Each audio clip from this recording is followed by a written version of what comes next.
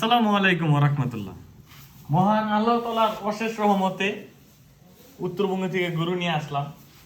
আমি কিন্তু এবার হঠাৎ করে ষাঁড় গরু কিনছি, এবং কেন কিনছি এগুলো আমি একের পর এক ভিডিওতে আপনাদেরকে জানাবো।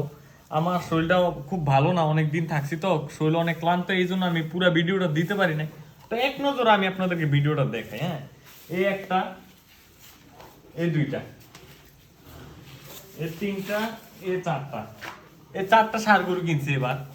আর এই একের পর এক কোরবানি পর্যন্ত ষাঁড় গরু কি পরিচর্যা করা লাগে, কি খাওয়াইলে গরু দ্রুত মোটা তাজা হবে, সম্পূর্ণ একবার বাস্তবতা একবার দেখাই আমি আপনাদেরকে জানাবো। আমি হয়তো অনেকে জানেন আমার কোনো কাছে কোনো লুকাচুরি কথা নাই।